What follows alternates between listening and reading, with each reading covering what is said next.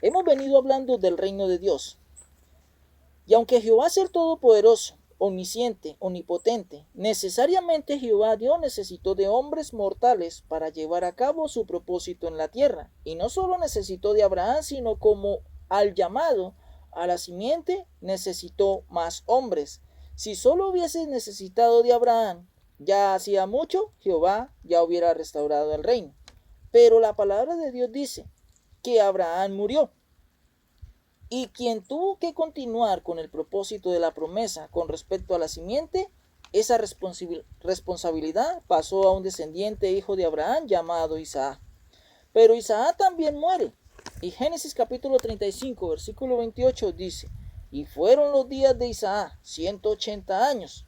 Y el versículo 29 dice, y exhaló Isaac el espíritu, y murió y fue recogido a su pueblo, viejo y lleno de días, y lo sepultaron Esaú y Jacob sus hijos. Aquí hay algo que se repite con la muerte de Abraham. Lo sepultaron quienes, Ismael e Isaac sus hijos. Y al morir Isaac, lo sepultaron Jacob y Esaú sus hijos. Isaac igual que Abraham tenían que morir, porque la Biblia dice en la carta a los Hebreos, capítulo 9, versículo 27, y como está establecido para los hombres que mueran una sola vez, y después de esto el juicio. Nadie puede evitar la primera muerte. Todos moriremos con la esperanza de pasar con vida y no gustar la segunda muerte. Y como mismo Jesús dijo, el que cree en mí, aunque esté muerto, vivirá. Con esto entendemos de que Jehová no solamente necesitó de Abraham, no solamente necesitó de Isaac, sino también necesitó de una serie de hombres para el reino de Dios. Hoy Jehová Dios necesita de ti y de mí, solamente que hay cosas que tenemos que hacer nosotros mismos, porque Dios nos da la oportunidad. La Biblia dice, en cuanto en la predicación del evangelio del reino, muchos hombres se niegan a predicar el evangelio. La Biblia dice que los ángeles desean llevar el mensaje, pero resulta que Dios esa misión nos la dejó a nosotros. Y podemos decir, somos privilegiados en llevar el evangelio del reino. Lo lógico en el sentido del trazo de la palabra, así como Abraham, pasamos a Isaac y de Isaac pasaremos a Jacob.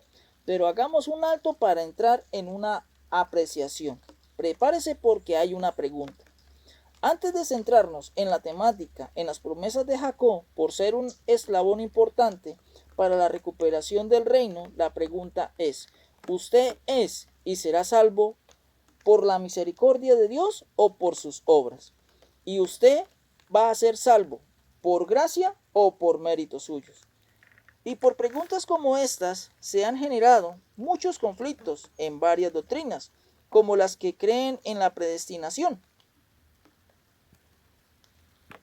Porque suelen decir, no importa lo que tú hagas y decidas, porque ya estás estipulado en que seremos salvos. Si fuese así, estaría perdiendo el tiempo enseñando, porque terminará afectando la salvación o terminará afectando la condenación.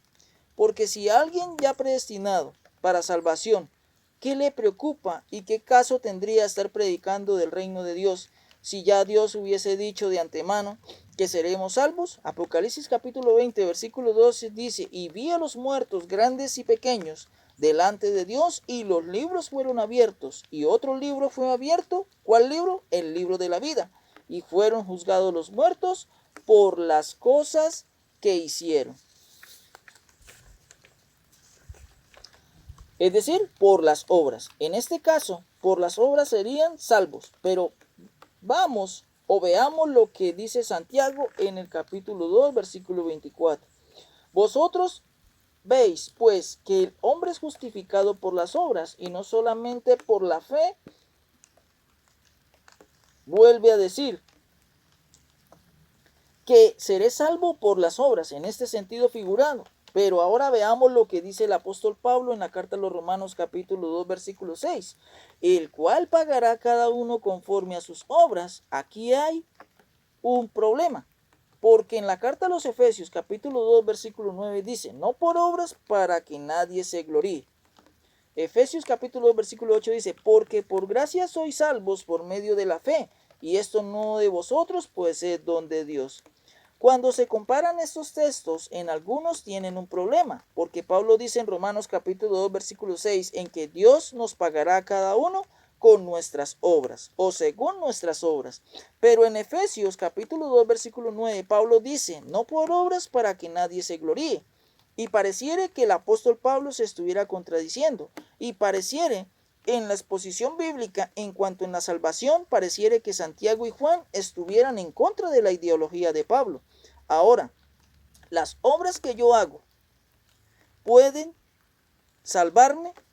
Entendamos algo. La salvación es por gracia, porque nos es gratuita, porque quien pagó el precio y somos salvos es por medio del sacrificio de Jesús en la cruz del Calvario. En este orden, ¿acaso las obras que yo hago pueden salvarme? No, pero las obras me hacen merecedor de la salvación, y ahí sí es diferente.